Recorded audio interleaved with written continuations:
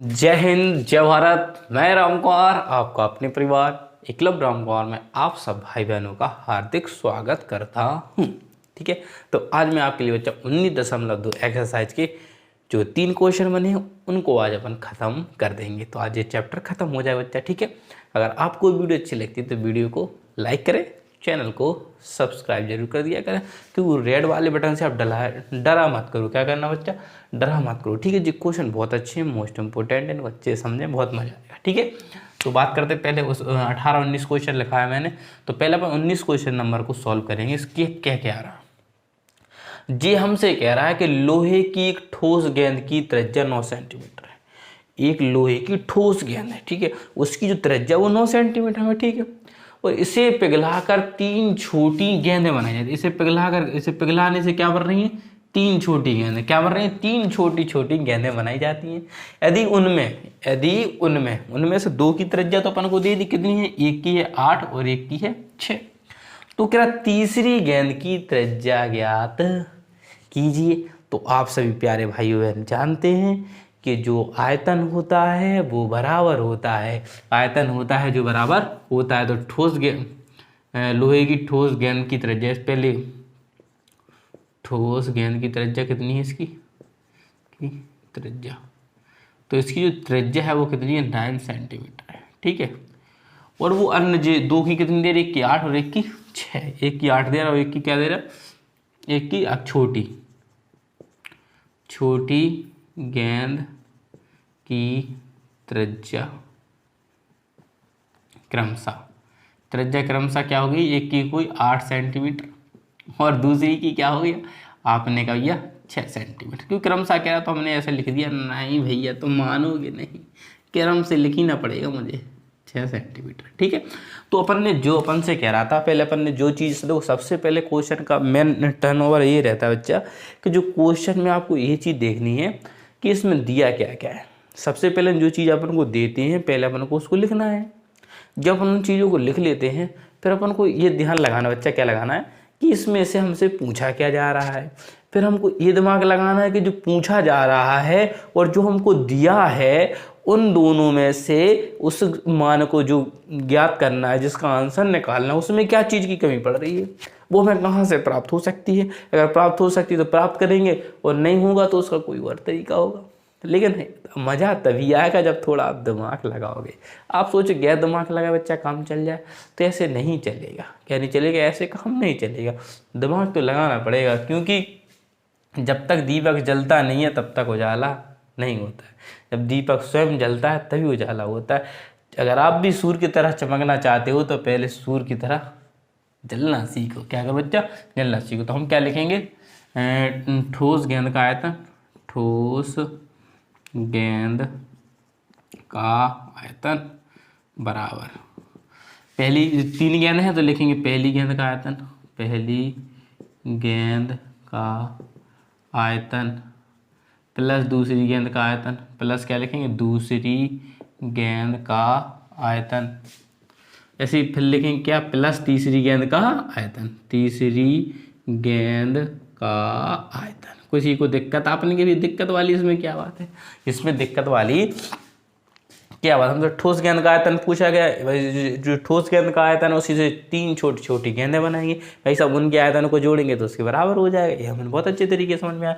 तो ठोस गेंद का आयतन मतलब होता है गोले का आयतन। गोले का आयतन क्या होता है, 4/3 पाई आर क्यू। कोई दिक्कत आपने, कोई दिक्कत, इसीलिए पहली गेंद का भी आयतन लिखेंगे 4/3 पाई आर क्यू।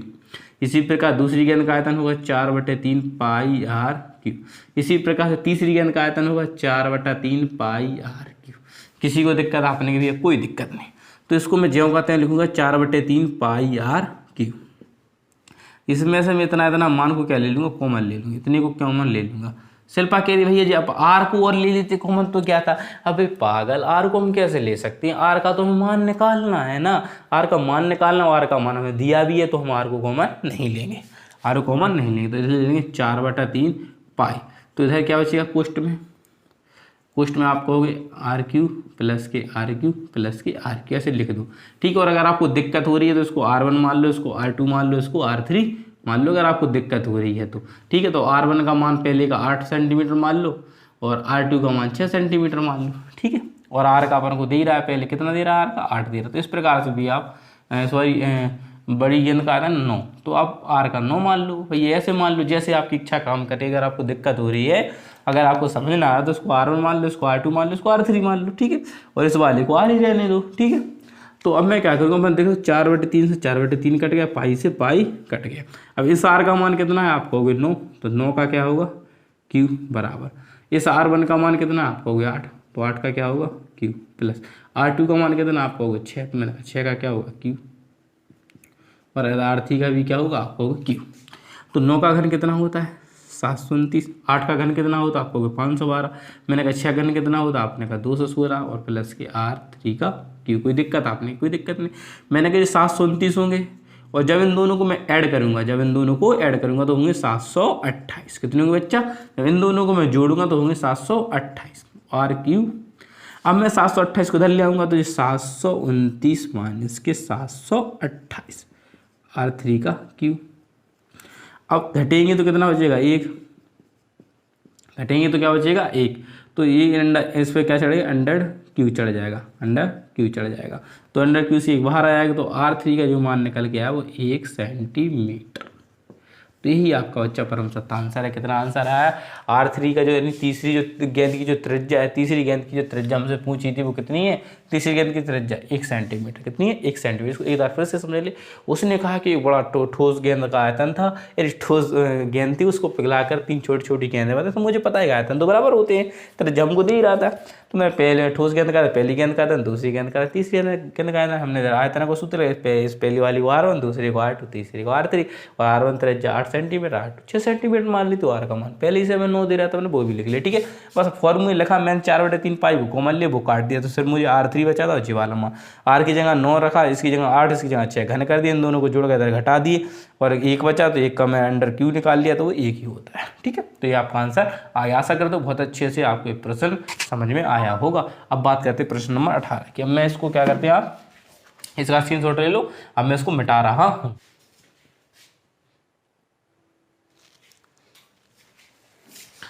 अब बच्चों आपके देखो बच्चों, अब आपको करना बच्चा 18 क्वेश्चन। देखो इसको कैसे करेंगे, देखो क्या कह रहा है, एक पात्र अर्धगोले कटोरे के रूप का। हमने ठीक है, एक अर्धगोले कटोरे का रूप को ऐसा बना दिया, मैंने कटोरा बना दिया, कटोरी, ठीक, कटोरे के रूप में, जिसके ऊपर एक खोखला बेलन, इसी के ऊपर एक क्या है, खोखला बेलन रखा है, इसी के ऊपर एक क्या रखा है बच्चा, खोखला बेलन रखा है, ठीक है। और खोखला बेलन रखा है, बना हुआ गोले का व्यास 14 सेंटीमीटर है। व्यास, गोले का व्यास कितना बच्चा, आपको 14 सेंटीमीटर में। त्रिज्या तो तुम बता ही दोगे, आपने कहा भाई त्रिज्या बताने वाली कौन सी बात है, इसका हम आधा कर देंगे, तो 7 सेंटीमीटर हमारी त्रिज्या होगी। मैंने कहा वेरी गुड। ऊंचाई हमको कितनी दे रहा, तो H बराबर कितना, 13 सेंटीमीटर। जो ऊंचाई आपकी कितनी होगी बच्चा, वो आपका होगी 13 सेंटीमीटर, यानी यहाँ से यहाँ तक की दूरी यानी 13 सेंटीमीटर है। और मुझे इतनी बेलन की ऊंचाई चाहिए, तो वो इधर की कितनी होगी, 6 सेंटीमीटर, और नीचे कितनी होगी, 7 सेंटीमीटर। दोनों को जोड़ देंगे तो कितना हो जाएगा, आपका होगा 13 सेंटीमीटर, ठीक है, 13 सेंटीमीटर। आपका वो ये जे सा बड़ा क्योंकि थोड़ा चित्र गड़बड़ हो गया, तो जे 6 सेंटीमीटर, जे कितना बच्चा, 7 सेंटीमीटर है, ठीक है, क्योंकि तभी इसका आंसर आ रहा है बच्चा, वरना इसका आंसर नहीं आ रहा। मुझे उसमें कुछ क्वेश्चन में डाउट है, लेकिन जब आंसर मैंने देखा तो मैंने कि इसको ऊपर नीचे करके देखता हूँ कि शायद आंसर आया, तो इसको ऊपर नीचे करें, इसको 6 सेंटीमीटर मार रहे हैं, उसको 7 सेंटीमीटर मार रहे हैं, तब जाके इसका आंसर आ रहा है, वरना था इसका आंसर नहीं आ रहा बच्चा, ठीक है। मैं उसको, ठीक है, तो अब क्या करते हैं इसको, देखो अब क्या, अब निकाली पात्र की धारता, पात्र की धारता पूछ रहा, तो पात्र की धारता बराबर क्या होगा कि जो अर्धगोला है अपने पास, अर्धगोले का आयतन, अर्धगोले का आयतन प्लस बेलन का आयतन, प्लस बेलन का आयतन। आपने कही ऐसे ऐसा क्यों कर रहे हैं, मैंने कहा बड़े भैया एक कटोरा है, उसके अंदर एक अर्धगोले कटोरे के रूप का है, यानी जो अर्धगोले कटोरे के रूप, एक जो पात्र है, ठीक है, एक पात्र है ना, तो वो एक अर्धगोले कटोरे के रूप का है, यानी अर्धगोले कटोरे के रूप का है, इसके ऊपर एक खोखला बेलन, जिसके ऊपर एक खोखला बेलन बना हुआ है, और गोले का व्यास जितना सेंटीमीटर ऊंचाई इतनी थी, सब मैंने निकाल लिया, ठीक है। तो अपन जब इन दोनों को जोड़ेंगे, दोनों के आयतनों को जोड़ेंगे बच्चा, तो हमें पात्र की धारता का पता चल जाएगा, ठीक है। तो अर्धगोले का आयतन का सूत्र क्या होता है, आपका होगा 2/3 2/3 पाई आर क्यू, और प्लस का इसका क्या होगा आपको पाई आर स्क्वायर एच, ये होता है। मैंने कहा वेरी गुड, कोई दिक्कत नहीं। तो 2/3 लिखेंगे, पाई का मान कितना लिखेंगे 22/7, आर का मान कितना आपने कहा 7, प्लस का चिन्ह, पाई का मान कितना लिखेंगे आपको 22/7। मैंने कहा आर का मान कितना, तो आपने कहा आर का मान है, आर का मान कितना है 7, 7 का स्क्वायर। एच का मान क्या मानेंगे इधर 6 मानेंगे, इधर एच का मान कितना मानेंगे 6 ना कि 13, ठीक है। तो इसे लिखेंगे, गुणा करेंगे तो 22×2 = 44, 22×2 = 44/3 गुणा 7, और इसको हम कितनी बार लिख देंगे 3 बार। अब मैंने इसे गुणा करा के क्यों लिख दिया बच्चा, कि इन दोनों को 22×2 = 44 कर दिया, मुझे पता नहीं कटेगा, और मैंने 7 की घात 3 से 3 बार लिख दिया, प्लस का चिन्ह 22/7। तो वो 7 बच्चा 2 घात है, तो उसे मैं 2 बार लिख दूंगा, गुणा 6, एक 7 से एक 7 कट गया, ठीक है, 7 से 7 कट गया,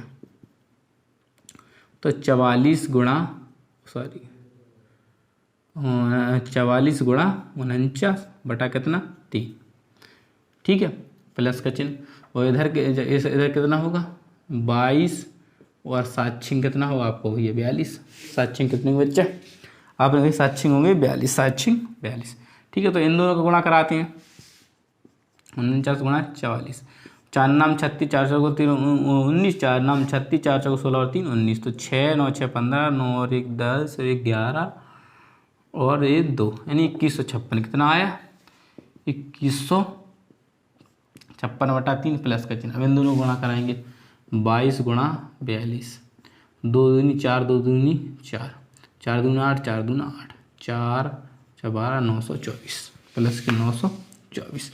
जब हम 3 का इसमें भाग देंगे तो 3 7 21, 3 एकम 3 13 8 24, फिर 3 6 18, 3 6 18। तो जब आप भाग दोगे तो कितना आएगा आपका 718.66। जब ऐसे जोड़ेंगे तो कितना हो जाएगा आपका जी, तो 0.66 ही रहेंगे। 8 और 4 कितने होंगे 12, 2 1 3 और 1 कितने होंगे 4 होंगे, 9 7 16, यानी 42 सेंटीमीटर, ठीक है।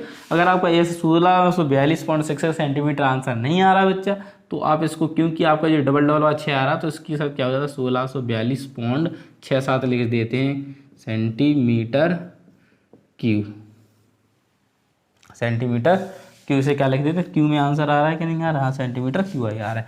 अब आपने कभी ऐसे क्यों लिख देते, क्योंकि ये सार्थक अंक होते हैं, कक्षा 9 में आपने पढ़े हो साइंस में, सार्थक अंक होते हैं कि मान लो 5 से ऊपर की कोई डबल संख्या जाती है तो हम उसकी जगह 1 बढ़ा के लिख सकते हैं, 6 की जगह 7 लिख सकते हैं, और अगर कम जाए तो 1 कम करके लिख सकते हैं, ठीक है। तो उसी का खेल है सब। तो जी आपका आंसर आपके सामने, कुछ नहीं करना था, सिर्फ आपको ये ध्यान रखना है 6 सेंटीमीटर बच्चा, 6 सेंटीमीटर इसकी, तभी इसका आंसर आएगा, वरना था आंसर नहीं मिला पाओगे, मैंने भी बड़ी मुश्किल में मिला पाया, ठीक है। तो इसीलिए क्या है आप देखते हैं, फिर वो जो भी और इसमें 2 समस्या होगी आपको बताया जाएगा, ठीक है। तो बहुत अच्छे इसको नोट डाल, कुछ नहीं, पात की धार था, गोले का था, बेलन का था, बस त्रिज्या आपको 7 निकाल ली थी, ऊंचाई आपकी 13 थी, लेकिन 13 6 और 7 के रूप में बढ़ गई है, तो 6 रखना है इधर, बस बका आप कुछ नहीं करना, आपको तो सिंपल कैलकुलेशन गुणा सब करके मैंने दिखा दिया, ठीक है। अब चलते बच्चा नेक्स्ट क्वेश्चन। देखो बच्चों, अब आपके सामने प्रश्न नंबर 22 है, कह रहा है एक ठो धातु के बेलन के दोनों सिरों को अर्धगोलाकार, को तो कुछ पता नहीं है अपन को, तो एक बेलन है अपने पास, ये बेलन होगा भैया, ठीक है, हमारे पास एक बेलन होगा जिससे हमें सुताई होगी, ठीक है। अब हमें बेलन से सुताई होने वाली है, तो हमारे पास एक बेलन था, ठीक है, इसके ऊपर 2 अर्धगोले बनाएगा, ठीक है, अर्धगोला मिलकर क्या बन जाए गोला, ठीक है। तो एक ठो धातु के बेलन के दोनों सिरों अर्धगोला, इसकी संपूर्ण ऊंचाई 19 सेंटीमीटर, 19 सेंटीमीटर यहाँ से यहाँ तक, ठीक है। अब और इसकी जो त्रिज्या है, जो इसकी क्या है, उसकी ऊंचाई 19 सेंटीमीटर है, तथा इसकी व्यास कितना है, व्यास है 7 सेंटीमीटर। तो त्रिज्या कितनी होगी, आपने कहा त्रिज्या कितनी होगी, आधी होगी, और कितनी होगी, मैंने कहा वेरी गुड, त्रिज्या कितनी होगी 7/2 सेंटीमीटर, या लिख सकते हैं 3.5, ठीक है। अब अपन को पता चले जे कितनी है 3.5, इसी प्रकार से जे कितनी होगी 3.5, और इन दोनों को जोड़ेंगे तो कितना हो जाएगा 7, यानी जे दोनों ऊंचाई तो कटेंगे, क्योंकि हमें शंकु की बेलन की बताई, तो इन दोनों ऊंचाई हट जाएंगी, हट जाएंगी, तो कितना बचेगा इसकी ऊंचाई, 7 हट जाएंगी, कितनी बचेगी 12। तो जो शंकु की जो ऊंचाई बचेगी वो कितनी बचेगी, जे यहाँ से यहाँ तक की दूरी जो बचेगी वो कितनी बचेगी 12 सेंटीमीटर, पूरी तो 19 है, लेकिन गोले की थोड़ी अपन ऊंचाई लेंगे भाई साहब, अपन बेलन की बात कर रहे हैं, तो बेलन की ऊंचाई लोगे कि नहीं लोगे, तो त्रिज्या 3.7 इधर और 3.5 इधर जुड़ के कितनी हो गई 7 हो गई, तो 7 घट जाएगी तो कितनी बचेगी 12। तो इसकी ऊंचाई कितनी आई, बेलन की ऊंचाई, बेलन की ऊंचाई कितनी आ गई 12, कितनी आ गई 12, अच्छा ठीक है, इतना समझ में आएगा अपने, ठीक है। अपन को निकालना है ठोस धातु का आयतन, तो लिखेंगे ठोस धातु का आयतन। ठीक है। अच्छा, ठोस धातु का आयतन क्या होगा, माने बराबर क्या होगा, बेलन का आयतन, बेलन का आयतन प्लस क्या होगा, 2 गुणा अर्धगोले का आयतन, अर्धगोले का आयतन। ठीक है, कोई दिक्कत आपने भैया, कोई दिक्कत नहीं है, तो बहुत मजा वाली बात है। ठीक है, तो बेलन का आयतन कितना होता है आपका, पाई आर स्क्वायर एच, मैंने कहा प्लस का चिन्ह 2 गुणा इसका कितना हो, 2/3 पाई आर क्यूब। आप चाहो 2 गुणा अर्धगोला लिखा दो तो आप लिख सकते थे गोले का आयतन, तो भी आपका चल जाता। ठीक है, तो पाई का मान कितना आपने कहा 22/7, मैंने कहा वेरी गुड। आर का मान कितना है आपने कहा 7/2, इसका स्क्वायर इंटू एच का मान कितना है 12, कितना निकला 19 नहीं रखेंगे 12, क्योंकि त्रिज्या 2 जगह कट गई, 3/5 3/5 तो 12 बचा। अच्छा ठीक है, 2 दूनी कितने हो जाएंगे 4/3। पाई का मान कितना 22/7, आर का मान कितना आपने कहा 7/2, 4 2 7/2 लिख दो, 4 3.5 लिख दो, बात एक ही है। लेकिन हम तो ऐसी चीज़ रखेंगे जो हमें काटने में बच्चा आसानी हो, तो लिखेंगे 22/7। इसको कितनी बार लिखेंगे 2 बार लिखेंगे, कितनी बार लिखेंगे 2 बार, गुणा 12 प्लस का चिन्ह 4/3 लिखेंगे, इसको 22/7 लिखेंगे, गुणा 7/2 कितनी बार लिखेंगे, इसको 3 बार, कितनी बार लिखेंगे बच्चा 3 बार। 3 घात है तो इसलिए 3 बार, 2 घात है 2 बार। देखो 7 से 7 कट गया, 2 से काटेंगे से 11 बार कटेगा, 2 से काटेंगे 6 बार कटेगा, तो 7 6 42 हो जाएंगे, 11 गुणा 42 प्लस का चिन्ह। देखो 2 दूनी 4 कट गया, 2 से काटेंगे से कितनी बार 11 बार, 7 से 7 कट गया, तो हमारे पास बचा 11 गुणा 7 7 49/3। कोई दिक्कत आपने, कोई दिक्कत, इसका गुणा करेंगे कितना 11, जब भी हम 11 किसी संख्या में गुणा करा तो 2 6 4 462 गुणा करा लेना। ठीक है, इसी प्रकार से मैं करेंगे 9 9 4 13 और 4 5, ठीक 3। तो जब भी इसका गुणा कराना 11 का तो बहुत सरल तरीका होता है, तो कुछ नहीं करना। देखो 2 के मैं 2 लिखे, 4 और 2 जोड़ के 6 लिख दो, फिर 4 लिख दो। इसी तरह देखो मैंने इसका 11 गुणा कर तो 9 लिखा, और 9 और 4 जोड़ के 13 की 3 हासिल लिख, 4 और 1 5। देखो आगे अब इसका हम भाग देंगे 3 का इसमें, तो ये भाग कितनी बार जाएगा, 3 दूनी 3 एकम 3, 3 एकम 3, 3 7 21 3 9 7 30 का इतना आएगा। ठीक, तो लिखेंगे 462 प्लस 179.66, इन दोनों को जोड़ेंगे कितना हो जाएगा, आप कहोगे 641.66 सेंटीमीटर क्यूब। ठीक है, इतना तो अपना जो आयतन आ गया। अब उसने क्या कहा था लास्ट पॉइंट में कि 1 सेंटीमीटर धातु का वजन कितना है, लिखेंगे 1 सेंटीमीटर क्यूब। सेंटीमीटर क्यूब का भार कितना है, तो आप कहोगे 1 सेंटीमीटर कितना है 4.5, तो अपन को कितने का निकालना है, इतने का, कितने का 641.66 सेंटीमीटर क्यूब। तो इधर क्या करें 641.66 इंटू 4.5। तो जब भी आप इसका मल्टीप्लाई हो तो मैं आंसर लिख दे रहा हूँ चौतरमाला से देख के, इसका आंसर कितना होगा आप गुणा करा लो, कितना होगा कितना आया बच्चा 2887.5 2887.5 ग्राम। आप गुणा कराओगे तो आपका इतना आंसर परमसत्ता आंसर आ जाएगा। ठीक, गुणा करा के देखिए, इतना तो कर सकते हो, मैंने इतना कर दिया। ठीक, कुछ नहीं था, हमें व्यास दे रहा था, त्रिज्या दे रहा था, बेलन की ऊंचाई दे रहा था। ठीक है, ऊंचाई हमने कैसे निकाली, हमें पता है पूरी ऊंचाई तो दे रहा है, उसने कहा संपूर्ण ऊंचाई 19 सेंटीमीटर थी, लेकिन त्रिज्या 3.5 है, 3.5 वो तो हटेगी, तो 7 हट गया, 19 7 हट गया, तो 20, तो जो 12 बचा जो प्योर। अब आइए बेलन की ऊंचाई, बेलन से 12 रखना, आप गलती कर रहे हो, उसमें 19 रखे, 19 की गलती कर रहे हो, इसलिए आपका आंसर नहीं आ रहा। ठीक है, अब ठोस धातु का आयतन बताया तो दोनों को जोड़ना पड़ेगा। अगर 2 में से 1 का पूछता है कि बेलन का आयतन बताया, अर्धगोले का आयतन, तो 1 को घटाना पड़ता है। ठीक है, पूरे में से सॉरी कैलकुलेशन आप बहुत अच्छे से कर सकते हो, और कोई दिक्कत नहीं। ठीक है, आप सब बता देता हूँ, बहुत जल्द मिलता हूँ नेक्स्ट वीडियो में। जय हिंद, जय भारत, इंकलाब जिंदाबाद, भारत माता की जय।